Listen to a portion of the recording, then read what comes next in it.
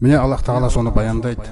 Сөйтіп, Аллах Тағаланың әмірімен Жибрил пайғамбарымыз саллаллаху алейхи вассаламға Аллах Тағала жаратқан періштелік бейнесінде көрінеді. Пайғамбарымыздың да дәрежесін қарай беріңіздер. Алланың әмірімен Жибрил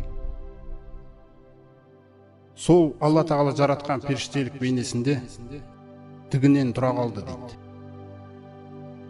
Қараңыздар. وَهُوَ بِالْأُفُقِ الْأَعْلَى өте биік көкжиекте дейді. Біз айтып атқандай көкжиек емес, біз таныған. Өте биік көкжиекте. Ол биік көкжиекте деген мәселе Ибн Масуд радиаллаху анху айтады, пайғамбарымыз саллаллаху алейхи ва саллям Ра'a Жибриля. Аллахтың елшісі Жибрилді көрді. Лаху ситтумия жанах. 600 қанаты бар екен дейді. Өзінің жаратқан бейнесінде. Сол бейнесінде келген кезде біз мына далаға шықсақ көкжиекті көреміз ғой аспанмен. Аспан көрінбей қалған ғой, бүкіл жердің айналасынан көрінбей қалған. Алланың құдіреті. Осы нәрсені ашты Алла Тағала, Жибрилді ғайыбынан ашып көрсетті өз бейнесінде. Міне, соны айтып жатыр. Сумма дана. Қараңыздаршы қандай нәрсе. Сосын тақай бастады дейді. Жақындап келе жатыр. Фатадалла. Төменірек түсті дейді. Факана қоба қаусейн.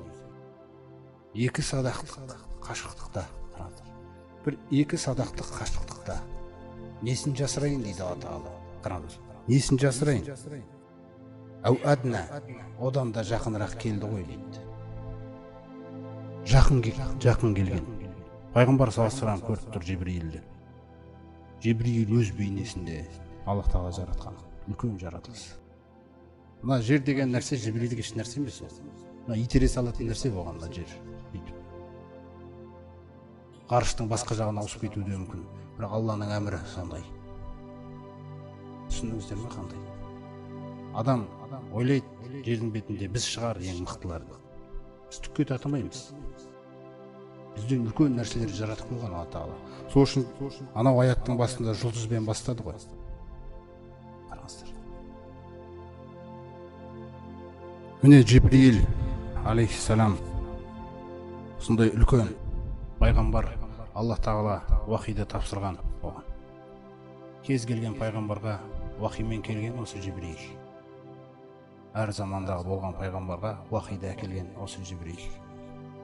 Сондай-ақ ол сол пайғамбарлардың соңғысы пайғамбарымыз саллаллаху алейхи ва саллямға да түсті. Келді. Сол жақындап келді де ауха иля абдихи ма ауха дейді. Аллах Тағала өзінің құлына уахи етуі қажет нәрсені уахи етті дейді. Сол адам кейде бір көріністі көруі мүмкін. Көзіңізбен бір нәрсені көрсеңіз, жүрегіңіз растамауы мүмкін оны. Анау сол ма, сол емес пе деп қарап қалуыңыз мүмкін. Көзіңізге қараса сол сияқты дегендей мәселе. Әрбір көзіңізге көрініп жатқан нәрсе шын мәнінде көрініп тұрған ақиқат емес. Жүрек растамаса оны. Түсіндіңіздер қандай мәселе? Сондықтан Алла Тағала айтады: "Ма казабал фуаду." Жүрегі теріске шығармады дейді. Көзімен көрген нәрсесі. Түгел нәрсе қатысқан. Көзде, жүректе қатысқан нәрсе. Жибрилді көрді. Сосын Құрайыштарға айтады Алла Тағала: "Афатумарунаху ала ма яра." Ол жолдастарың Мұхаммед пайғамбар көрген нәрседен, жаңағы көрген нәрсесіне қайтару үшін таласып атсыңдар ма дейді. Мүмкін емес ол. Қалай көрдің деген сөздерді айтпақшысыңдар ма дейді сендер. Олар таласты. Сенбейміз біз саған. Мүмкін емес деген нәрселерді айтты. Ол Жибрил тек қана пайғамбарға көріну керек болған Алланың бұйрығында болды. Сондай-ақ ол пайғамбар болғандықтан тек пайғамбар ғана көтере алады ондай көріністі. Ал басқа адамдарға көрінетін болса, адамдарға азап келді деген сөз. Көрдіңіз бе қандай мәселе? Ма нуназзилул малаиката илля бил хаққи дейді Аллах Тағала. Біз періштелерді тек қана хақ деген сөз Аллах Тағаладан берілген тапсырма Жибрилге, періштелерге. Сол хақ Алла Тағала тарапынан берілген, оларға вахи етілген тапсырмамен ғана түсіреміз дейді біз. وَمَا كَانُوا إِذًا مُنْظَرِينَ. Егер де бұларға көрінетін болса, онда бұларға мүмкіндік берілмейді, Мұхаммед дейді. Бітті, мұрсат берілмейді, құриды сол жерде дейді бәрі. Көрдіңіздер ғой қандай мәселе. Соқтан олар Мұхаммед пайғамбарды теріске шығарғаннан кейін, ар жағында бүкіл нәрсе ойыншыққа айналып кетті оларда. Ертегі күніге теріске шығара береді, келесі хабар келсе онда теріске шығара береді. Осылай ойнап кетті.